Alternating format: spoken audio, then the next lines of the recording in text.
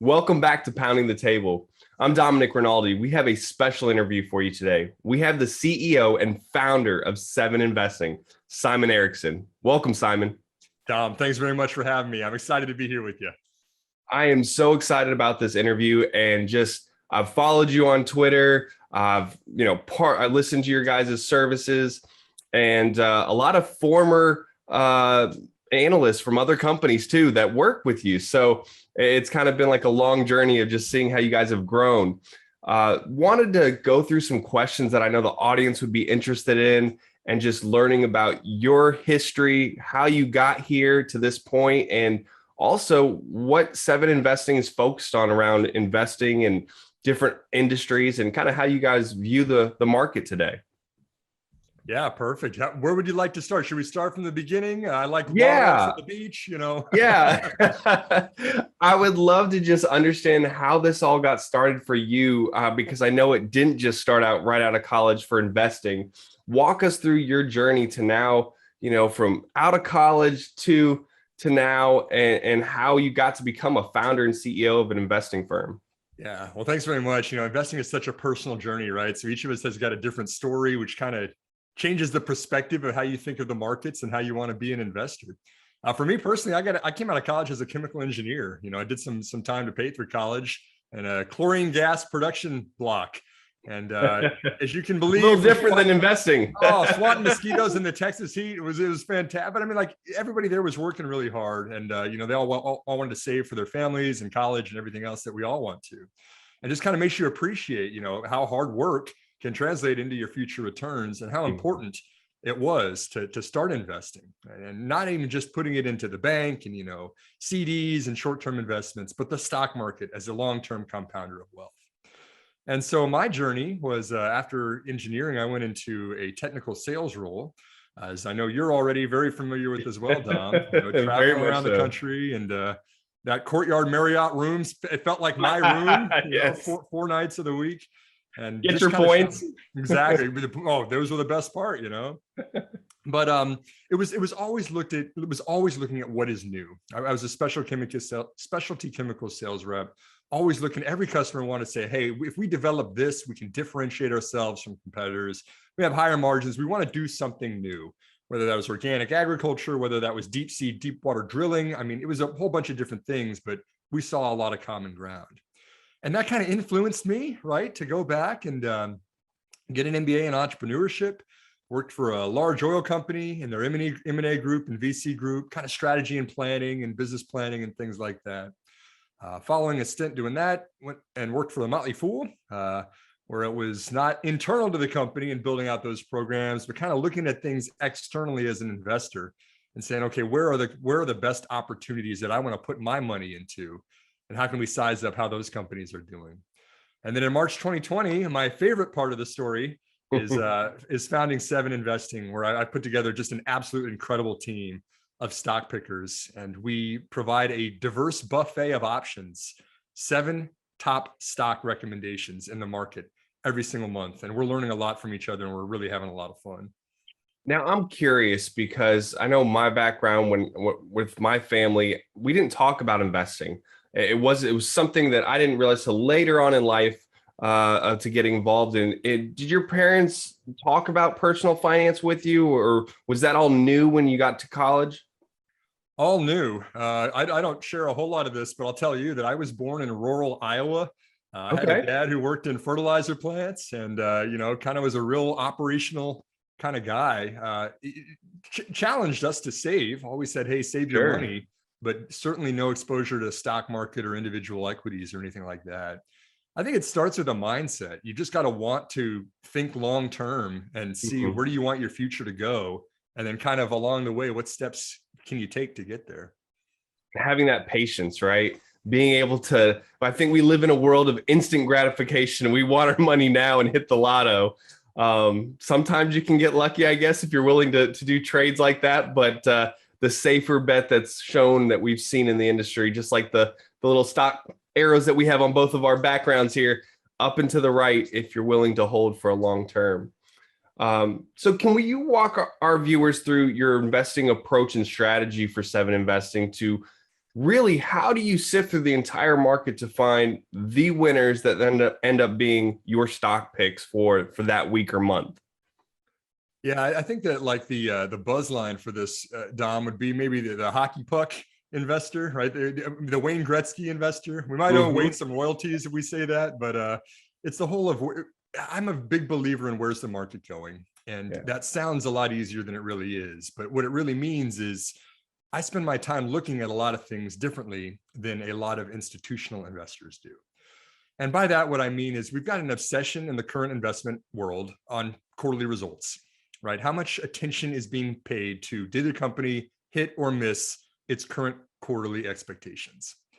And the reason for that is we've got so many inputs that are inputting into discounted cash flow analysis, spreadsheets that have 54 tabs at the bottom of them, that at the end of the day just spits out a price target that an institutional sell side analyst is saying, this is what this stock is worth. And we've got millions of people following the buy or sell based on the price targets, which are very, very tied to short-term factors like quarterly earnings. I'm looking at a completely different set of data, which is 2, 3, 5 years out. What is the market not appreciating that's a really big deal that's going to create a ton of value for an equity investor? And to me, that's why one of the things we always stress at 7investing is think longer term. Time is on your side, and you have to look at things that the rest of the market is not looking at. 90% of the stock market's trading today is being done algorithmically. There are robots and algorithms that are trading stocks back and forth all the time, and we have zero advantage in doing that. We will lose every single time if a bot that has more data that's trying to get intraday trading, we're not going to win that game. What we can do is kind of look at a lot more subjective things and really kind of use those into our own computers that we have in our own brains and analyze kind of where we see things happening. And if you invest early, my strategy is to invest early into the innovators of tomorrow's future. And that is going to create the true compounding and really, really make the big impacts to your portfolio that are going to pay off over time. Yeah, and I think that also there's things that machines can't quantify or qualify, right? And we talk about those founder-led leaders, the Jensen Huangs of our time, the Alex Carrs, the people that are changing how we do life, right? How we're doing this meeting right now on Zoom. Thanks, Eric Yuan. So I think there's things that you have to also look at for that, because I think when you're investing in stocks, you're really also investing in people. That's a big component that I don't think a machine can put on. But we also know that the market's unpredictable, right? So with what you're saying you guys are doing, you're willing to hold through volatility. And I think that's so important for new investors to understand. The decision making is incredibly valuable. You said Jensen Huang at NVIDIA, and I mean, he has really positioned his company to take advantage of opportunities that NVIDIA wasn't even, nobody thought NVIDIA was doing that 10 or 15 years ago. They were a graphics card maker for PCs. And then you see him position it for the data center and kind of focusing on the efficiency, power efficiency of everything that's going on behind the scenes. Stuff like that is definitely, as you mentioned, not quantifiable for algorithms. And I think that it's incredibly important because a lot of times in the short term, those decisions are kind of rudely dismissed. If you remember several years ago, it's 2012, that Jeff Bezos was rudely dismissed for his $775 million acquisition of Kiva Robotics, right? The cute little robots that he said were going to redefine the warehouse and logistics infrastructure of Amazon. And people were saying, Jeff, you have completely overpaid for this. This is a completely overvalued company. It's just a technology. They really don't have any kind of commercial scale that you're looking for. He says, just wait, be patient with me. I have a vision with this. And now when you see that Kiva has been deployed in basically all of Amazon's North America warehouses globally now to the scale that he envisioned it, it's saving tens of billions of operational cost dollars every year on an acquisition that costs $775 million. And I mean, examples like that, like you said, they're not quantifiable by an algorithm. They're very difficult because they're subjective. But when you kind of look at a past track record of a leader and you see the vision of where they want to go and you hold them accountable for how they're spending your capital as a shareholder, that's a really good combination.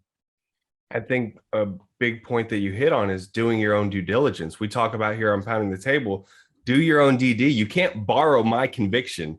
You can learn from it. You can gamble with it if you choose.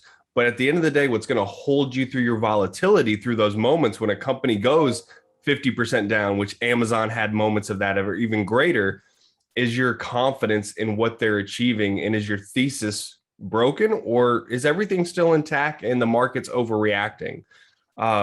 So I think that's awesome that you guys are focused on, as we say, as Gretzky put out there, where that puck is going, not where it's at today. And I think the puck's moving very fast, right? So you have to think imaginative, and not just limit yourself to what's out there today.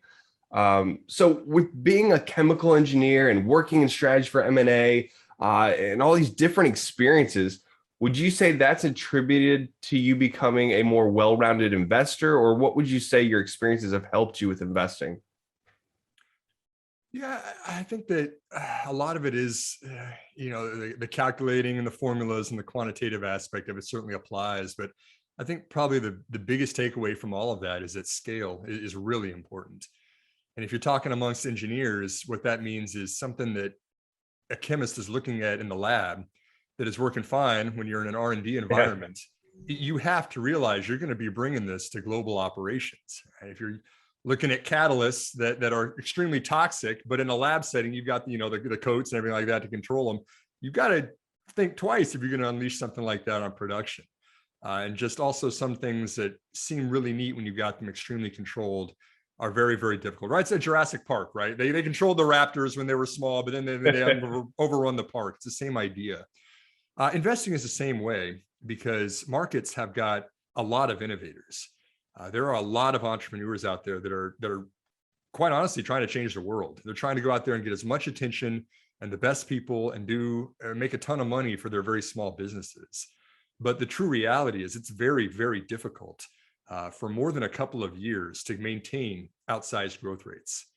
The Walmart stories, the Netflix stories, the Amazon stories, they are the Tesla stories. Those are the subject of business cases in business schools that are being taught because they're so rare and because leadership is such an important component, but also they adapt. They understand the market better than anybody else out there, and that keeps winning them share. And over time, that's what we call disruptive innovation. They displace the incumbents who are focused more on taking care of protecting their cash flows and their margins and their revenues. That is what I mean when I say, the hockey puck investor, the innovative market-changing investments. I mean, they take time and they take patience, but they also take a lot of flexibility. And it's an interesting balance. It's very subjective, and it keeps it interesting, to say the least. Yeah, and to that exact point, these leaders are willing to fail. And I don't think that's normally in our DNA to be okay with failure, right? We live in a culture that always is measuring you. And I remember Bezos saying, if you think this Amazon phone is going to be my worst failure, you're sorely dismissed, because we are going to keep failing to further innovation. And you really have to have a vision, great talent around you to endure that. But also be able to own when you make a mistake. You look at Eric Yuan with the security issue and how they were able to handle millions of people using their product. I can guarantee you that was not on the roadmap of being ready to do that, right? So great point on that. And so now this is more of a selfish question for me, and I'm sure there's other investors in my boat here. As a dad, as a husband, CEO and founder, how do you find, or when do you find time to do your due diligence and that research that we love as stock pickers? I mean, here's the answer right there for you, Don. Continual flow of coffee. Well, we're drinking it. Okay. The caffeine rolling. I mean, you and I both know as parents, it's very difficult to focus when you've got your loved children banging on the door saying, "Hey, Daddy, I need attention." That's very important, of course, in our family. Yes. to spend time with them too. I get my best work done in the late evenings, to be honest with you. It's kind of a funny story. We have one of our advisors is based in Sydney, Australia, which is 15 hours time difference from he and I. Yeah. And a couple of months after he joined, we have Slack that we'll communicate with each other on. And he sends me a message late morning for him, middle of the evening for me. And he says, "Man, Simon, do you ever sleep? Are you ever sleeping up there?" But I do feel that if you're investing and you're really wanting to do the research, you kind of got to go through those 90-minute rhythms where you just uninterrupted and you're focused. It's really hard to just kind of pick apart a headline and look at a couple of numbers and make a informed decision. You've got to get into the nitty gritty in the trenches. And however you find the time to do that, whether it's stepping away from work for a couple hours during the day or late at night, as I prefer to do things, or a little bit of both. We're kind of blessed at 7investing for the most part. We are all doing this full time, which gives us a really diverse team that's really able to dig into all this. It's certainly a challenge, to your point, though. Yeah, and this, I'm going a little off script here because I want to peel back the onion a little further on this. What type of resources do you like to leverage for researching a company? For myself, I'm very not concerned, but maybe interested in what that CEO is saying, how they're saying it, do I believe it, and watching numerous videos, old and new, to see how that vision has changed. Are they consistent with their messaging? And then, of course, looking at the products that they're delivering, the TAM, and what they're going after, and leveraging their website. They really do need to advertise for themselves. But I would be curious how you kind of start that process and what you look at. Yeah, Dom. Well, hey, man, we're going off script. So here's my off script answer, though, is that it's kind of 3 layers, right? You've got kind of the surface layer of the numbers that are out there that everybody else is looking at, right? Go on Twitter, and when Apple releases earnings, you're going to have millions of people who are saying, "Hey, look, they beat earnings per share, and oh, look at revenue, and look how well the recent iPhone did," right? There's this surface level stuff that everybody is looking at, and it's exactly the same data advantage we all have. Second layer is kind of the insight that you get from that.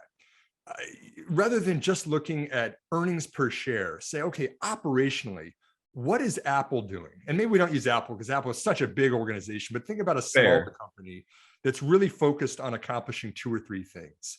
And what are they doing? Are they putting the right people in place for new programs they have? Are they putting a lot of money into R&D that's going to churn something out? Are they buying back shares if they're a little larger of an organization, reducing your share count? What's the next layer that you can dig into that's above just what, investor relations teams are putting out there? So that's the why then, right? That's the why. That's the investing thesis. That's the why am I investing in this company? And then I think that there's also a third layer of context, which we've done quite well on our team, which is just being familiar over time with the things that you look at. Knowledge compounds. And if you specialize in a certain market, you're going to kind of learn who the competitors are. You're going to kind of learn which way the wind blows. You're going to kind of learn what the technologies are. I mean, you kind of have a better understanding the more time you spend on something. And so our approach is we've got some people that are really looking at clinical trial data, right? If you told me to go out and look at clinical trial data for FDA trials for a new drug, I would try to hold my own, but there's no way I would really be able to do that as well as somebody. I'm right like there Max. with you. And we've got Max Chatsko and Dana Bromwitz on our team that, they do that. They really look at that and they can understand, hey, here's something that's a fundamental breakthrough that is not being appreciated by the market. Anirban Mahanti, background PhD in computer science, same thing. He's looking at artificial intelligence saying, hey, here's some algorithms. This is why Tesla's doing its self-driving cars differently than anybody else is, using computer vision versus LiDAR out there. I mean, things like that, I think they play a factor too, because the more time you dedicate to a field, the better you will understand it. And that goes for investing as well. And I don't know if you agree with this, but I would say because there's so many stocks for those analysts to cover on TV and all the media outlets, or even just the time it takes, a lot of people don't take that time to really peel back. They'll look at those headlines and that's what they'll report on what they see. Whereas what we're doing is we're looking at the why, the how, what is fundamentally going to change with this company, which I think is it's like you're solving a mystery. It is a lot of fun. And helps you for do that really long-term well too, by the way. You and I chatted about Palantir not too long ago, and you're doing a fantastic job. It's really been enjoyable hearing your same passion for peeling back the first and second and third. Yeah, I was gonna say, I have like 8 videos and more to load. I just love, there's so much you can talk about of where they could be skating to with that hockey puck. But thank you for that.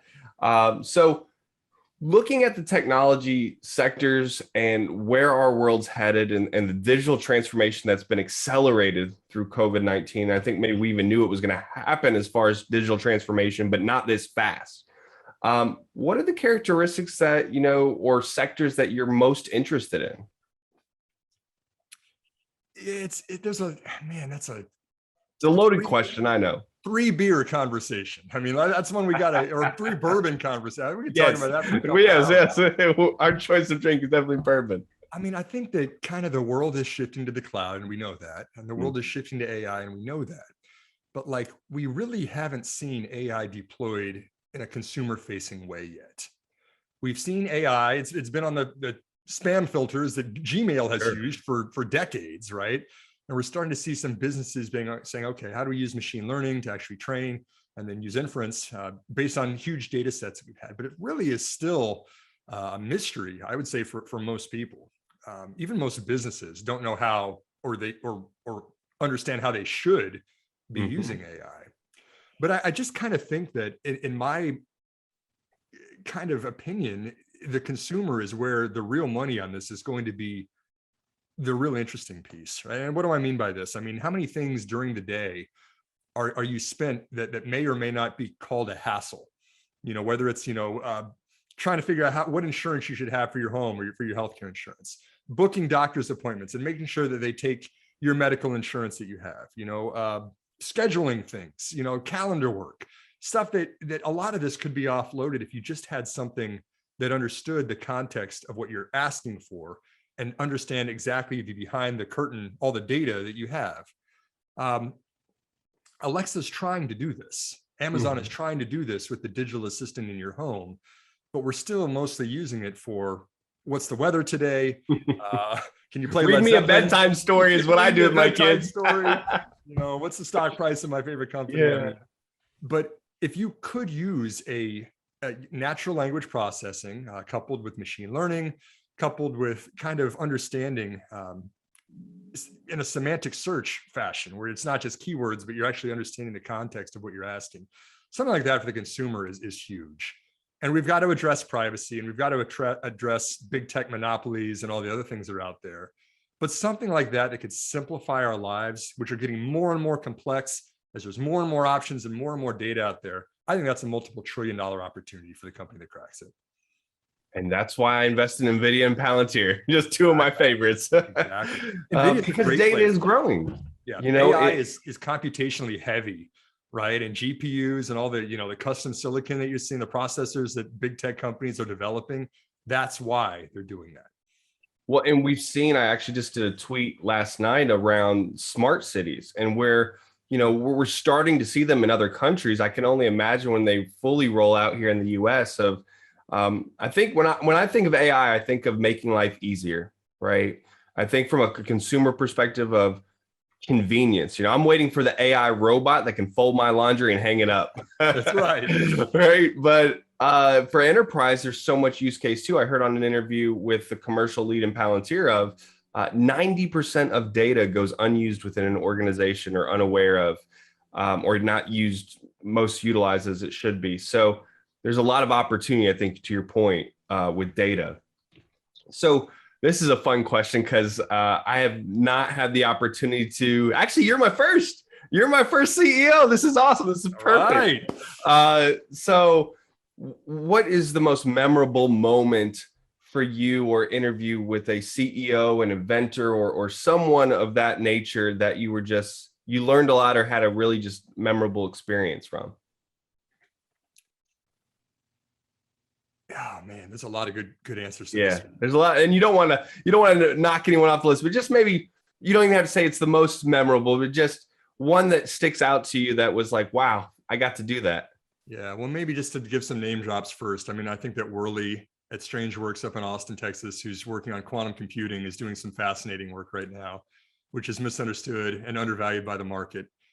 Chatting with him is always really, really not only fun and interesting, but really entertaining too. Peter Beck is the CEO of Rocket Lab. Just chatted with him a couple of weeks ago for 7investing, and he is trying to disrupt space launches where small businesses can send stuff up into orbit economically, where that was not even possible before. But I guess I'm going to kind of pull out a left field answer for you here, Dom. Let's go with the one that nobody has probably heard of, or at least maybe very few people listening to this have heard of this, which is John Euler, who is the CEO and founder of a company called Beijing. Have you ever heard of Beijing before? I haven't. Okay, right. So it's kind of not a lot of headlines, not a lot of fanfare, but really smart guy, engineer out of MIT. And John, American, from Baltimore, hardworking guy, interesting resume as he self-describes it. And he says, hey, we're doing all this really neat work with genetics right now. We are understanding DNA and how medicine really should be personalized. And you can make custom drugs based on the genetic composition of not only cancerous tumors, but also the patient and how they'll react to certain things. And he says, but the field of medicine, at least that he was seeing, is so westernized. Most of the clinical trials are using patients that are white men in America. And he says, but the world's most populous country is China. And it's going to be prohibitive to fly everybody from China over to the US for these trials. So he says, I'm going to go set up shop and start a company that's going to do personalized medicines for cancer drug development in China from scratch. Wow. And, he just, it's fascinating how he did this, how he pulled together the best doctors in the country and understood all the diseases that were different in China than they were in the US. He partnered with all the large academic institutions that had really cutting edge research going into the fundamental science that was going into this thing.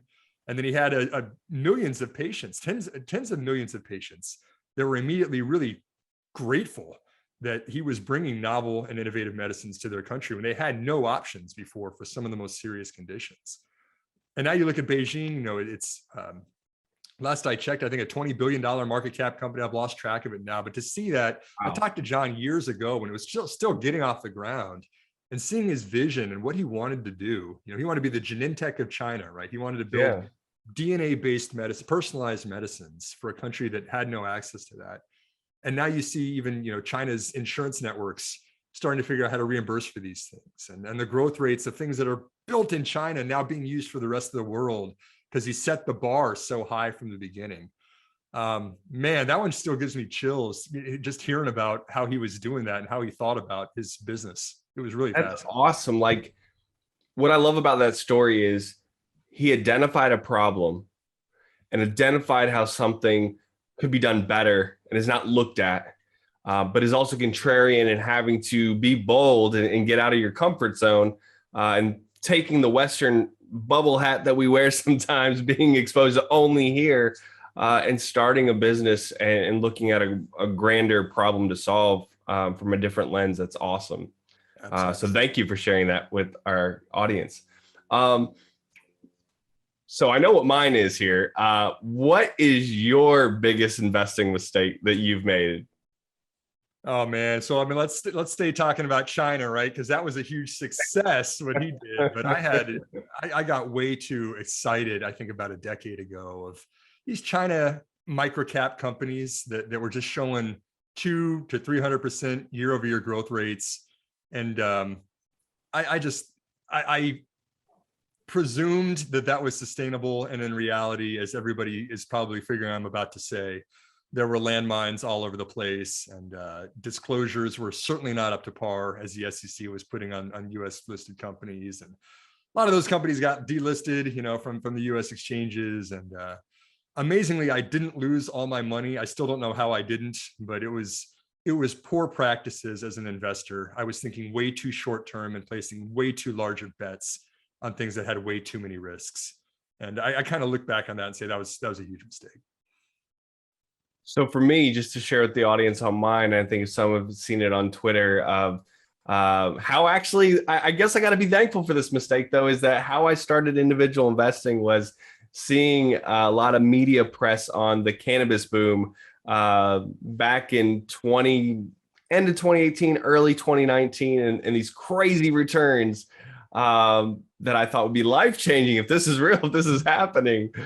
And even though I did a lot of due diligence and research and learning, I still was so new to the market and didn't understand the fundamentals of some of the basic things around investing, like share dilution and how important that is to understand that, and the motivation when you look at the rewards the CEO gets in a proxy statement. Learned a lot of hard lessons, didn't sell any shares. Hopefully those will one day go back, and some will be winners other than losers, but lost a significant amount. Luckily, the other side of the coin was half of my investments I went into was my actual area of expertise I felt comfortable on, which was tech. And so that's probably maybe a advice, not advice, but say a recommendation of a learned experience.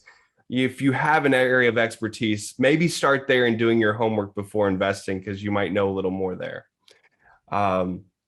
So if you could only list 3 investing role models, who would you say have been most influential in your life?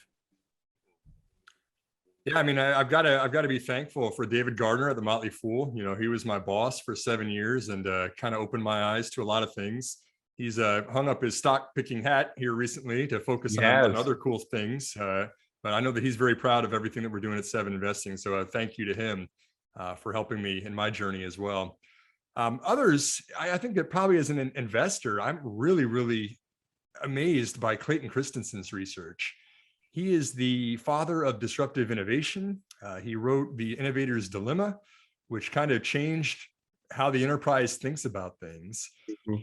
You know, for those that are unfamiliar, just to kind of walk through his research and what disruption means, is we always like to focus on the big companies that keep getting bigger and they keep getting higher and higher margins, and you know, they beat their quarterly earnings per share, and oh, everybody's happy because they're sitting on piles of money like Scrooge McDuck used to, you know, the vault with all the coins. Yeah. But at some point, you know, all of those margin dollars that they've captured are open to a smaller company to do something differently. They can't beat them at their own game, but what if they tweaked the way that the market thought about certain things and did it completely differently? Could they topple the giants?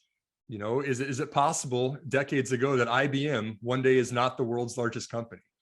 Is it possible decades ago that Exxon is not the largest market cap in the S&P? Is it possible years ago that GE is not the world's most valuable company? And you see that those at the top, they do get toppled. They do have smaller companies that think about things completely differently in ways that they can't, because they don't want to give up those cash flows and margins and dollars.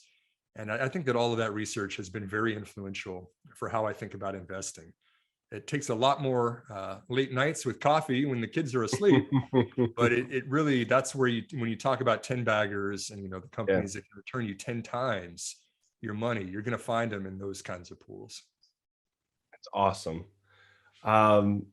And I have to re-listen to that. I like Audible so I can get multiple things done. But I have listened to that book, but it's always one you can, you know, read every year, once a year. Another one that I love is The Psychology of Money with Morgan Housel, a good friend of yours. I think one of the best writers and views on money that's out there. So do you believe we're living in an age of technology investing where larger market cap companies, specifically tech, can still achieve hyper growth long term? I mean, that's the right question.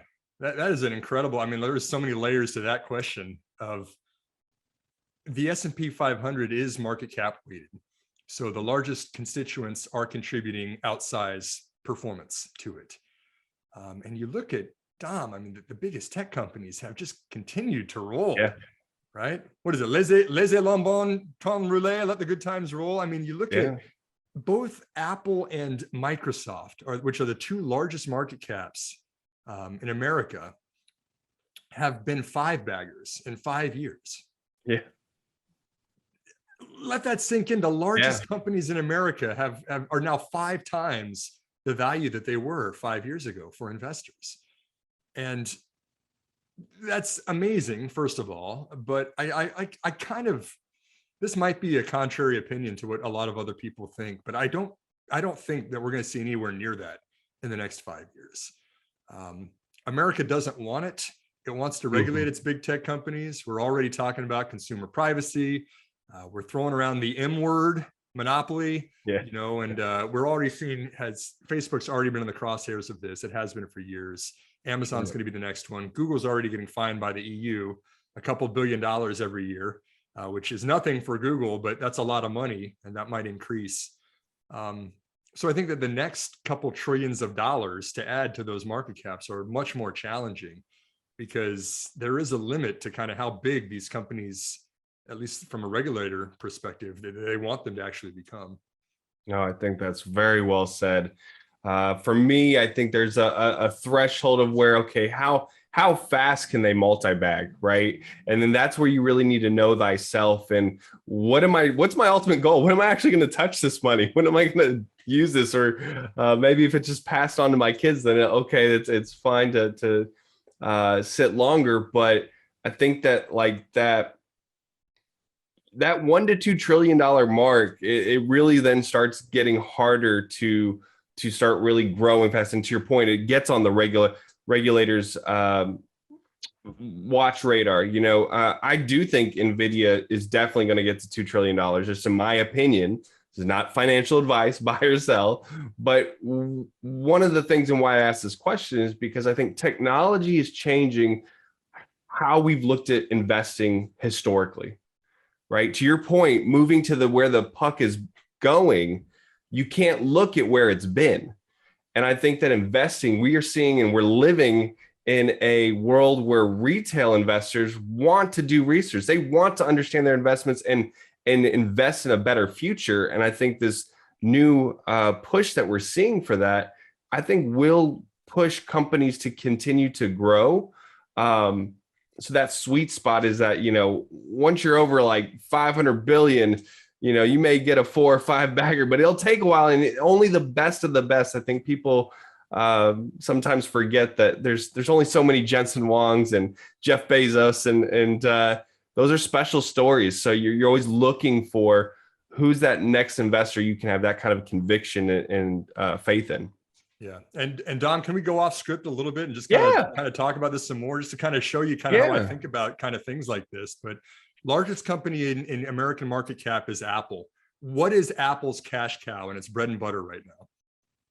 I believe, and I could be wrong because I don't follow them too well, is the earbuds.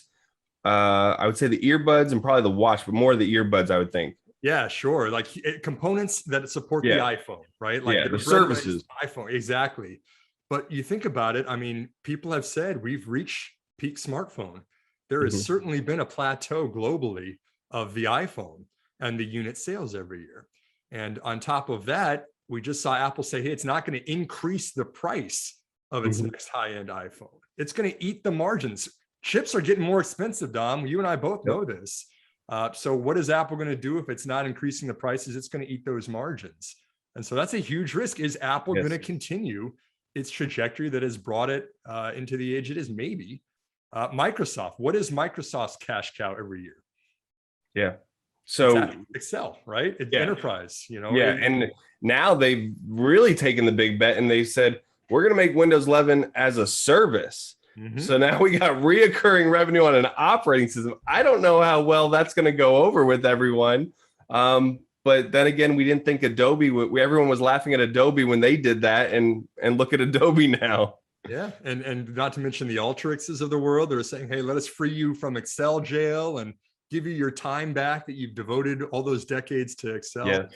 I mean, the enterprise is changing how it thinks about the time of its well-paid data scientists. And then like the third largest company, Alphabet, right now, I mean, like digital advertising, the internet is free because of advertising placed everywhere. But how many times have we heard consumer privacy mentioned in the last several weeks? And, just even advertising as a whole, people don't like these walled gardens anymore. And so Alphabet is trying to figure out through other bets, where's its next cash cow going to be if it can't rely on things. I mean, the only reason I bring these up is those are the 3 largest companies, like we said, 5 baggers in 5 years, but there's some really, really fundamental changes that are happening to their markets.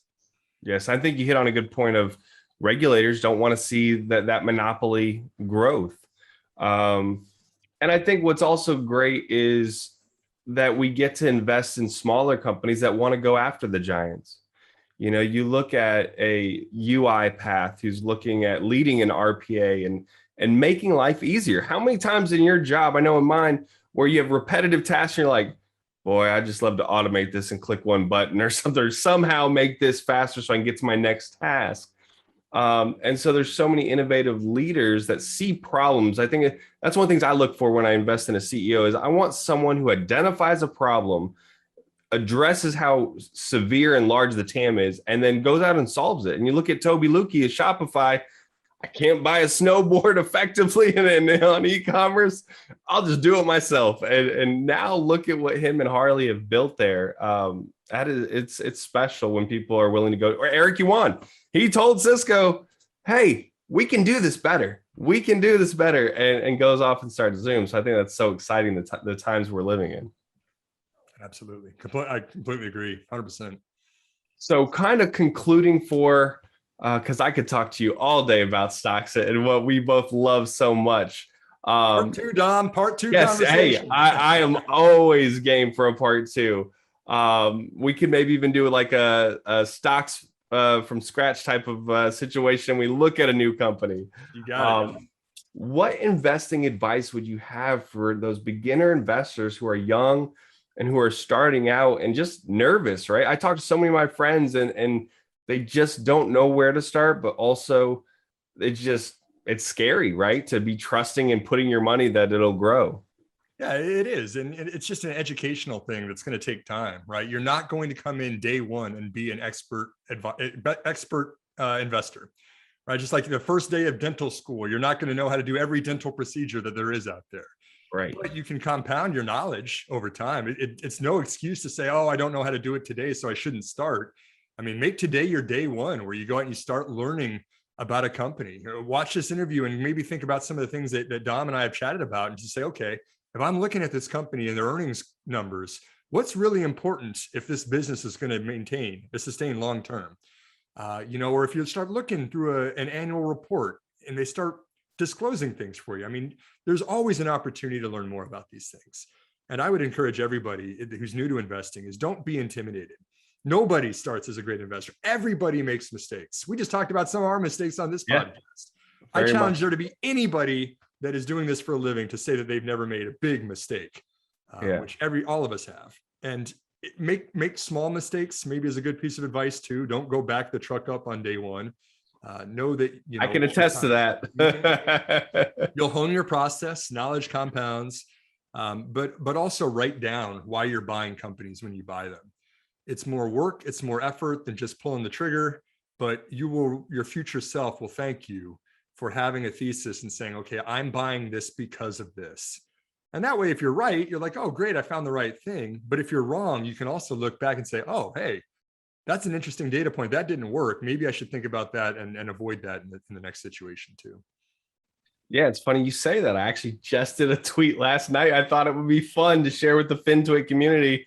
Here are my Roth IRA stock positions because I have multiple accounts. And this is what I was thinking day one when I bought it. Some were right, some were wrong. But it's nice to reflect back and just be like, wow, okay, I've grown since then. But some of them, those theses are right. And they're even expanding on that even further. Now, on the flip side, what about an older, closer, let's say 10 to 15 years of close to retirement standpoint? Would you say you're still able to succeed in investing, but maybe have to take a little more conservative approach? Sure. Yeah. And again, back kind of full circle to what we talked about in the very beginning of the interview is investing is personal. Mm-hmm. Another way to say that is there's no right or wrong way to be an investor. There's just advantages and disadvantages to each one of those approaches. And if you want to shoot for the moon and invest in the quantum computing companies and the AI machine learning companies and the personalized medicine companies, I mean, that's stuff that's a lot of fun and can be 10 baggers, but there's a lot of risks, right? Let's be honest that we don't know what quantum computing is going to look like 5 years from now. I don't think I know what it's going to look like 5 weeks from now. There's a lot of things that are changing in those markets. And then there's another style of investing which is a personal decision too. It's just as right as any other style, which is saying, hey, I really like getting dividend checks every quarter. I really love having those cover my mortgage and paying for my expenses. And if I don't want to put my money in a bank account that's paying me piddling interest rates right now, maybe I can go put some of it into conservative companies in the stock market. And if you're that type of investor, you're really interested in competitive advantages and sustainability. So you don't have to be up at night worrying about if you're going to get a dividend check or if that company is going to go bankrupt the next week. And you mentioned the Roth IRA. I mean, that's a great strategy for a long-term investor that just wants to collect dividends, reinvest them, and rinse and repeat, right? I mean, that's a perfectly fantastic investing strategy as well. Best investing vehicle that I think our country has given us, right? To not have taxes at the end when you're ready to actually enjoy your fruits of your labor.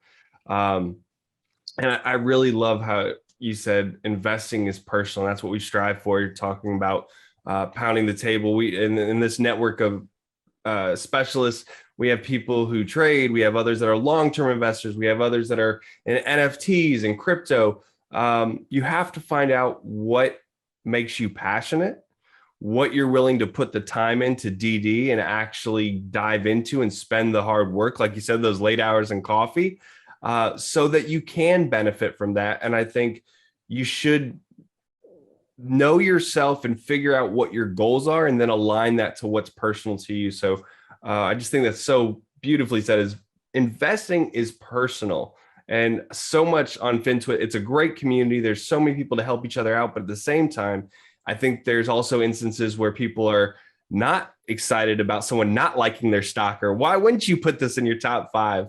But it is a personal choice for everybody, but we can all win. And it's definitely a great market to create generational wealth. Absolutely. So I just want to say thank you for joining us today. We definitely will line up a part 2, folks. You heard it here. So Simon, thank you for joining us. And we look forward to speaking with you soon. Oh, I had a lot of fun. Thanks very much for having me, Dom. Thanks, sir.